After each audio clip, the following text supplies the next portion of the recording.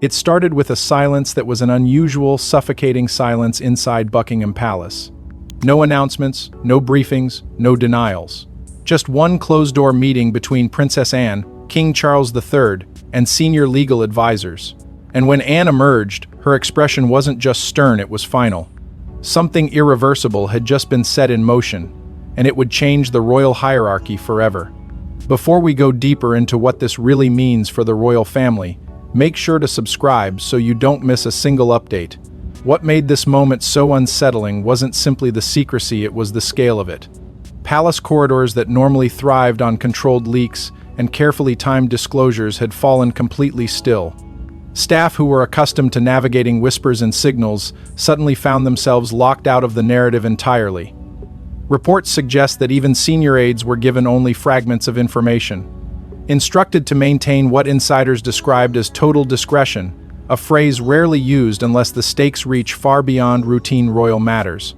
And those fragments pointed to something deeply sensitive, something tied not just to ceremonial roles, but to the very structure of royal identity itself.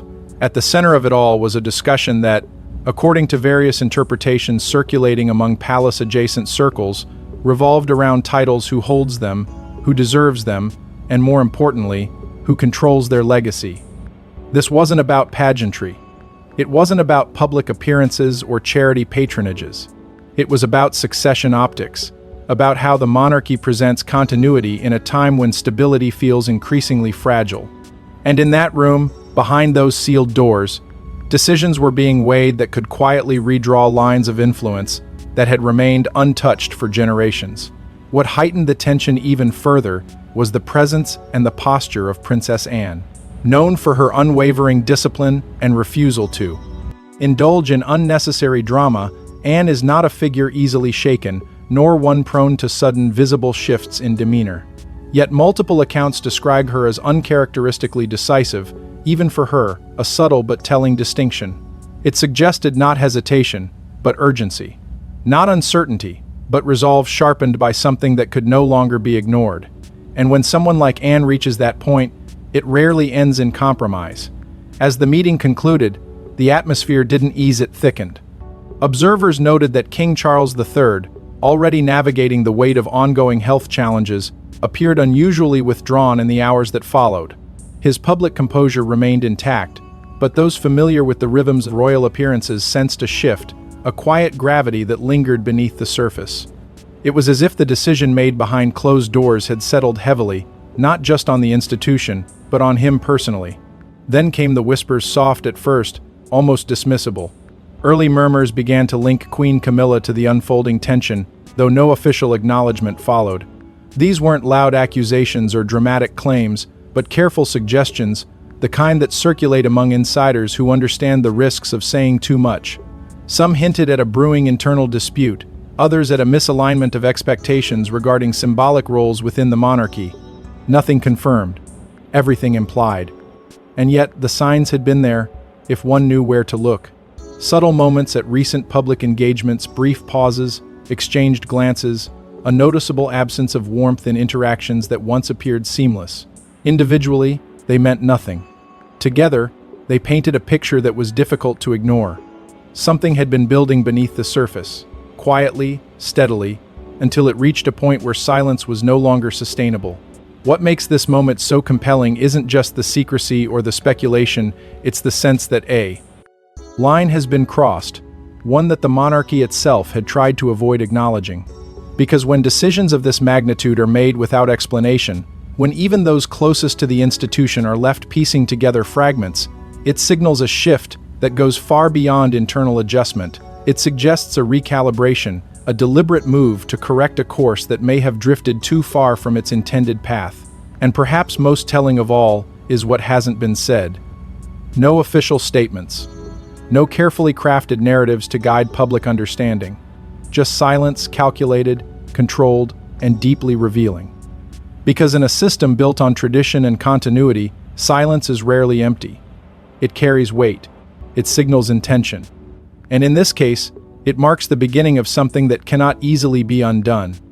But what seemed like a quiet internal review was, in truth, the beginning of a calculated royal reckoning decades in the making. Long before the current storm, the title of Queen Mother carried a weight far beyond ceremony. It was legacy, influence, and quiet authority woven into one. And according to palace historians, it was never meant to be passed lightly, nor redefined without consequence. The words themselves may sound simple, almost ceremonial, but within the inner architecture of the monarchy, they represent something far more enduring, an invisible thread that binds past, present, and future into a single, unbroken narrative of power and responsibility. It is not a title that is casually spoken, nor one that can be reshaped to fit the ambitions of a modern moment without triggering consequences that ripple far beyond public view.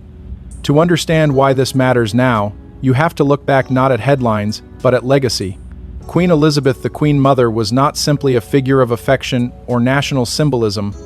She was, in many ways, the quiet architect of continuity during one of the monarchy's most fragile eras.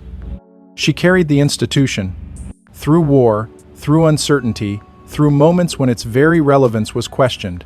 And in doing so, she transformed the role of Queen Mother into something almost untouchable, not because it was written into law, but because it was etched into the collective memory of a nation.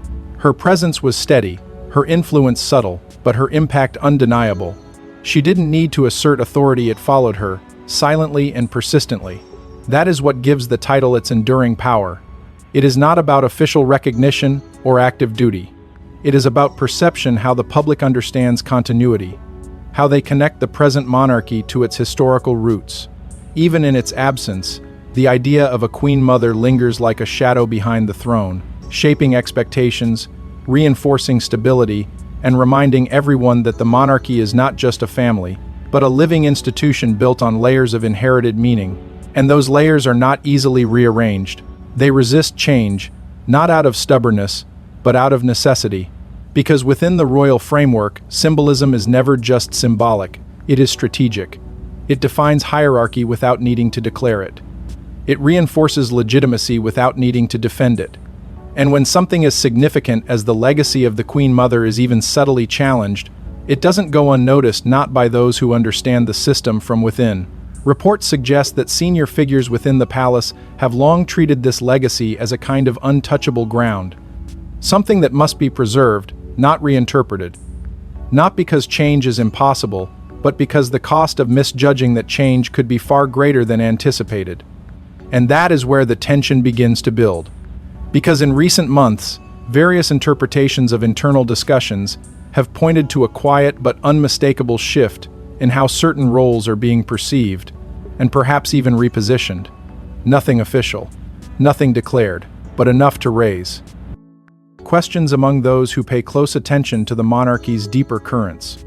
Why revisit a legacy that has remained stable for decades? Why introduce ambiguity into something that has always been defined by clarity?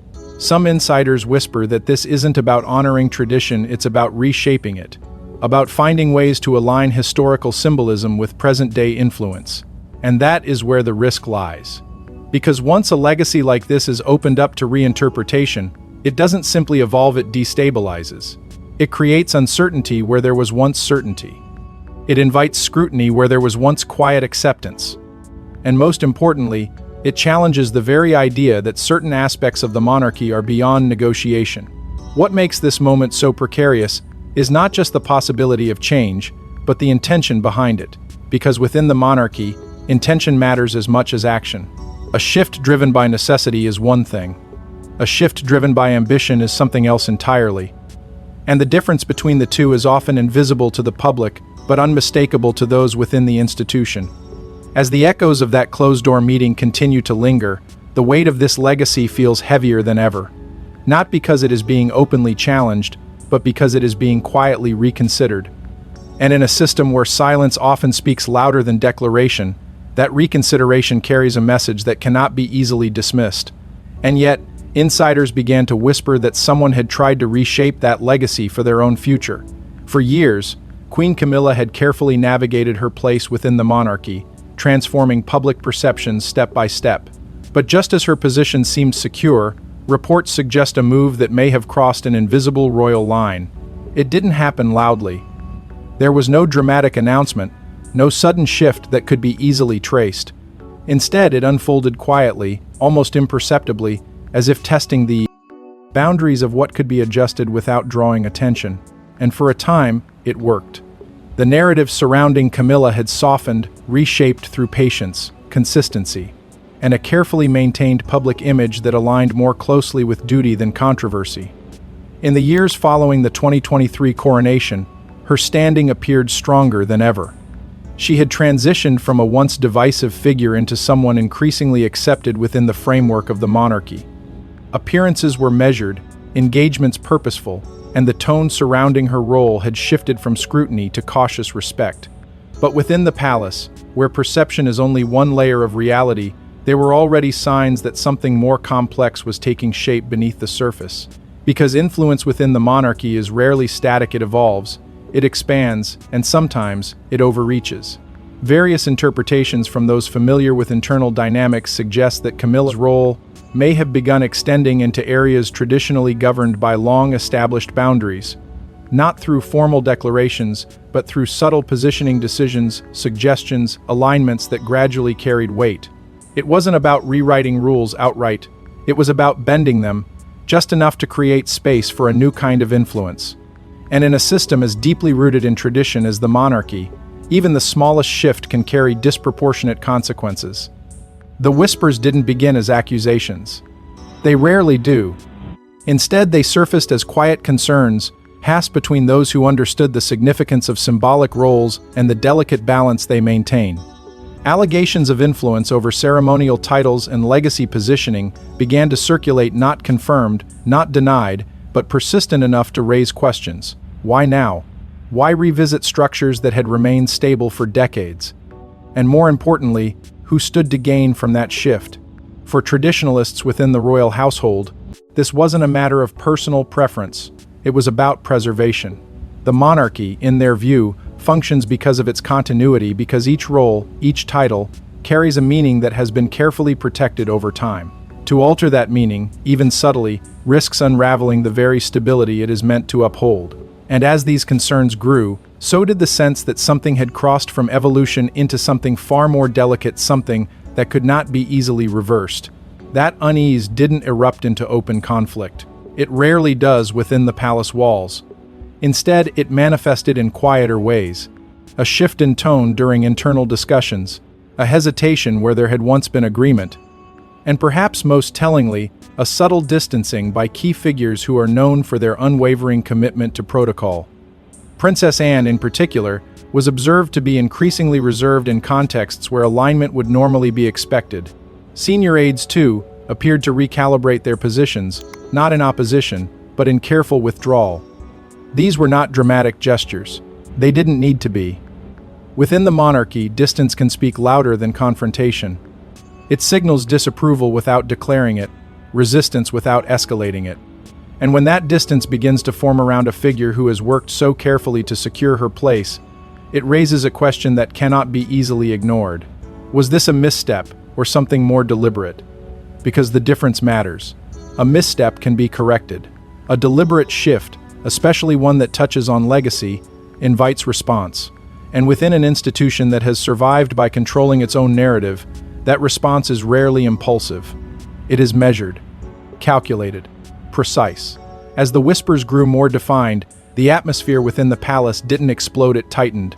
Conversations became more guarded, decisions more deliberate. And beneath it all, there was a growing sense that the situation had moved beyond quiet concern into something that required action, not discussion. Not a public reckoning, but an internal correction, one that would restore balance without exposing the fracture. Because in the monarchy, the most powerful moves are often the ones no one sees coming. And whatever had been set in motion during that earlier, silent meeting was beginning to align with these rising tensions in a way that felt anything but coincidental. What followed wasn't confrontation, but something far more precise and far more devastating. When Princess Anne acts, she doesn't argue, she executes. And this time, sources suggest she invoked a rarely discussed royal mechanism, one designed not for debate, but for correction. There was no escalation, no drawn-out exchange of opposing views, no visible clash of personalities. Instead, what unfolded was something far more controlled, Far more deliberate, a quiet activation of authority that has always existed within the monarchy but is rarely brought into focus. Because Anne does not operate in the realm of reaction. She operates in the realm of resolution. And when she moves, it is usually because every other option has already been weighed and dismissed. Her reputation as the monarchy's enforcer is not built on force, but on consistency. Decades of unwavering duty, an almost unyielding adherence to protocol, and a deep understanding of the institution's inner workings have positioned her as something more than a senior royal. She is, in many ways, its internal compass steady, unshaken, and immune to distraction. So when reports began to surface that she had initiated a legal review tied to titles and precedents, it wasn't interpreted as a routine measure. It was seen as a signal, a sign that the situation had reached a threshold where informal boundaries were no longer sufficient. What makes this move particularly significant is the nature of the mechanisms believed to be involved. Within the monarchy, there exist layers of internal protocols, guidelines that govern not just formal roles, but symbolic ones as well. These are not publicly discussed. They are not widely understood, but they are deeply embedded in the structure of royal governance, designed to preserve continuity and prevent exactly the kind of ambiguity that had begun to emerge. And according to those familiar with palace procedures, Anne's actions appear to have drawn directly from these frameworks, invoking them not as a suggestion, but as a directive. This wasn't about confrontation. It was about recalibration. A precise adjustment designed to restore balance without exposing the fault lines that made it necessary. And the timing of it all only adds to the weight of the decision. With King Charles III navigating a period of reduced public involvement, the responsibility for maintaining internal stability has, by necessity, shifted. Not officially, not in any declared capacity, but in practice. And in that space, Anne's role becomes even more critical, less visible perhaps, but far more influential. Insiders suggest that this was not a solitary move, that behind the scenes there was alignment carefully built, quietly maintained with senior advisors who understand both the risks and the necessity of such an intervention. And among those names, one in particular continues to surface with increasing frequency: Prince William. Not as a driving force, but as a stabilizing presence, someone whose future role demands a vested interest in preserving the clarity and integrity of the monarchy's structure. The connection is subtle, but it matters. Because it hints at something larger than a single decision, it suggests a coordinated effort to safeguard what comes next. And that is where the true weight of this moment begins to settle. Because this isn't just about correcting a perceived overreach or reinforcing a boundary that may have been tested. It's about setting a precedent, a reminder that within the monarchy, no role, no matter how carefully built or publicly accepted, exists beyond the reach of its internal rules. That continuity is not just preserved through tradition, but through action, when tradition is at risk of being reinterpreted in ways that could weaken its foundation. There is something almost surgical in the way this has unfolded. No public fallout, no visible disruption. Just a quiet, decisive shift that is already beginning to reshape the internal landscape. And yet, for all its precision, it raises a question that lingers just beneath the surface. If this was the response, how serious was the situation that required it? Because mechanisms like these are not activated lightly. They are reserved for moments when the stakes are not just high, but potentially irreversible. And the fact that Anne chose to act not later, not after further discussion, but now suggests a level of urgency that cannot be ignored. As the implications of her decision continue to ripple outward, one thing becomes increasingly clear: this was never just about maintaining order. It was about redefining it before it could be redefined by someone else. And at the center of this calculated shift stood an unexpected figure, one who had never sought the spotlight in this way. Catherine, Princess of Wales, had always embodied quiet duty, but now she found herself at the heart of a legacy she never publicly pursued. And the weight of that moment was impossible to ignore. For years, her strength had been defined not by assertion, but by restraint. She did not demand influence, she earned trust. She did not reshape tradition, she aligned with it. And that is precisely what made this shift so profound. Because it wasn't driven by ambition, it was drawn toward her, almost inevitably, as if the institution itself had chosen its next anchor point in a time of quiet instability. There is a difference between being visible and being essential, and Catherine has long occupied that rare space where both exist without conflict. Reports suggest that within palace circles, her presence has increasingly been viewed not just as supportive, but as stabilizing an emotional constant in an environment where tensions, however controlled, continue to surface beneath the surface. She represents continuity without controversy, modernity without disruption. And in a monarchy that depends on balance, that combination carries immense weight. So when whispers began to circulate that certain aspects of legacy influence symbolic, not formal, were being redirected, her name emerged not as a surprise, but as a quiet confirmation of what many had already sensed. This wasn't a promotion in the traditional sense. There were no declarations, no ceremonial acknowledgments. But within the internal dynamics of the royal household, such shifts rarely need to be announced to be understood. They are felt, recognized, interpreted by those who know where to look. What makes this moment particularly striking is the contrast it creates. On one side, a figure whose rise has been steady, deliberate, and widely accepted. On the other, a legacy that has remained largely untouched, now subtly finding new expression through someone who never sought to claim it. It is not a transfer of title, but something far more nuanced, a transfer of trust, of symbolic alignment, of quiet authority that does not need to be declared to be effective. Public reaction, as expected, has followed its own path, measured, observant, but undeniably attentive. There is a growing recognition that Catherine's role is evolving, not in a way that disrupts the monarchy's image, but in a way that reinforces it. She reflects a version of the institution that feels both familiar and forward-looking, grounded in tradition yet capable of adapting to the expectations of a new era. And that duality is not easily achieved. It requires precision. It requires discipline. And perhaps most importantly, it requires a willingness to carry responsibility without seeking recognition for it. But beneath the surface of this transformation lies something more personal, more complex. Because stepping into a space shaped by legacy is not just about fulfilling expectations, it is about absorbing them. It is about understanding the weight of what came before and the implications of what comes next. And for Catherine, that weight is not abstract. It is immediate, tangible, and deeply felt. The emotional undertones of this moment cannot be separated from its symbolic significance. They are intertwined, reinforcing the idea that within the monarchy, duty is not just performed, it is lived. There is also an unspoken awareness that this shift is happening at a time when the institution itself is navigating uncertainty. With King Charles III stepping back from full public engagement and with internal dynamics quietly recalibrating, the need for a figure who can embody stability has become more urgent. And Catherine, whether by design or by circumstance, has stepped into that space with a composure that speaks louder than any formal recognition ever could.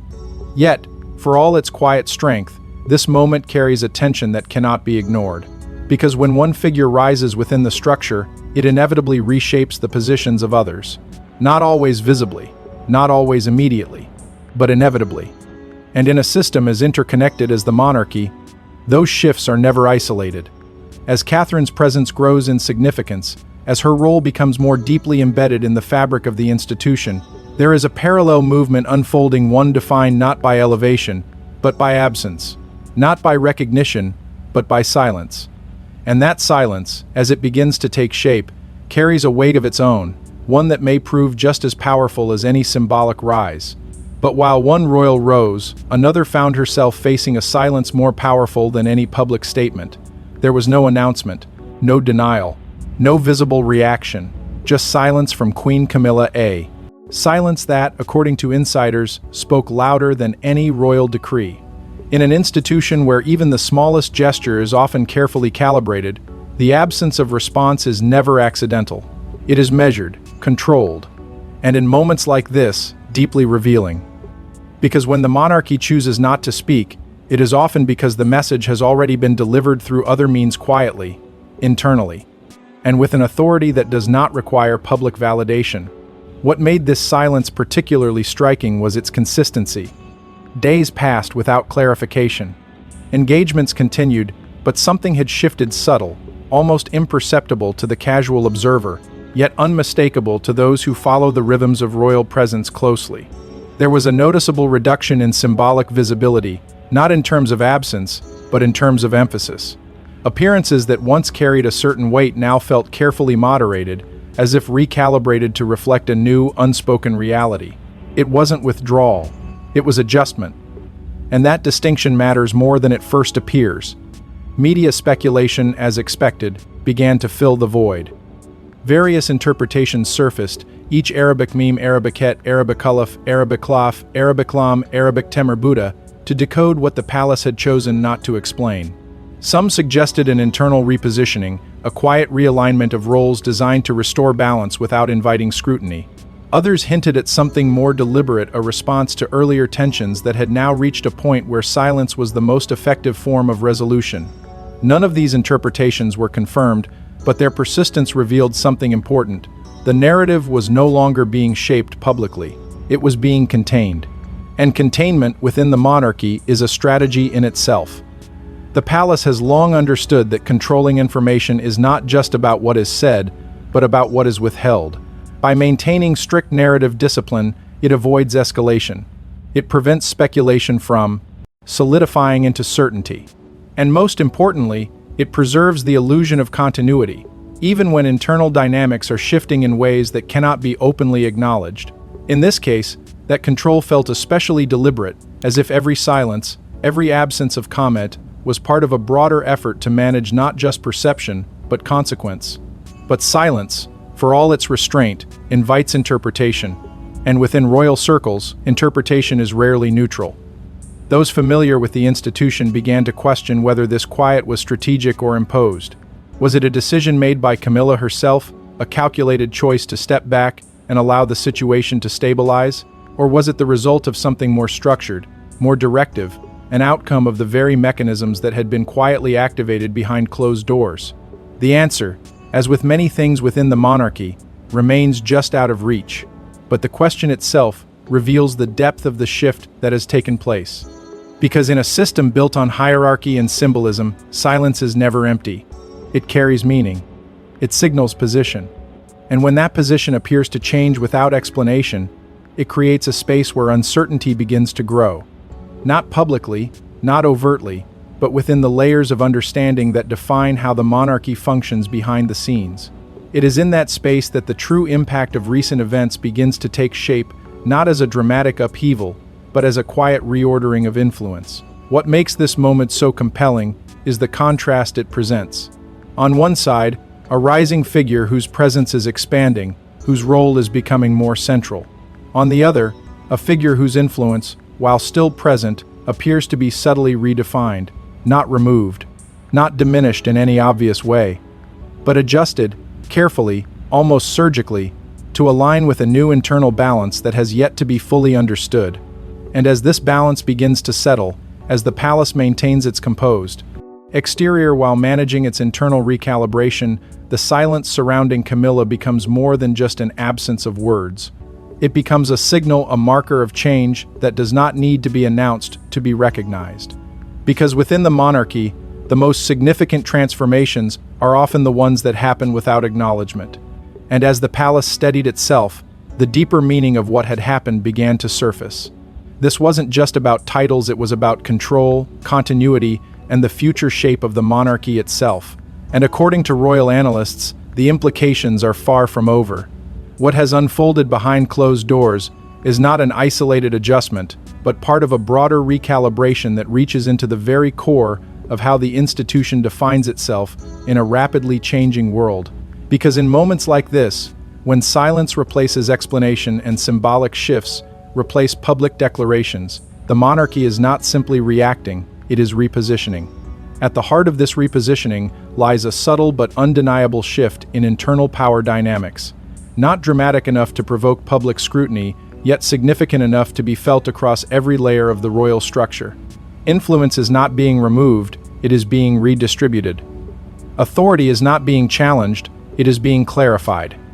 And in that clarification, long-standing hierarchies are being quietly reinforced, not out of resistance to change, but out of a need to preserve coherence at a time when even the smallest ambiguity can lead to larger questions about stability. Figures like Princess Anne and Prince William have emerged as central to this recalibration, not through overt declarations, but through the roles they have assumed within the institution's internal rhythm. Anne, with her unwavering commitment to protocol, represents the continuity of tradition, the unyielding backbone that ensures the monarchy does not drift too far from its foundations. William, on the other hand, embodies its future, a figure tasked not only with inherit,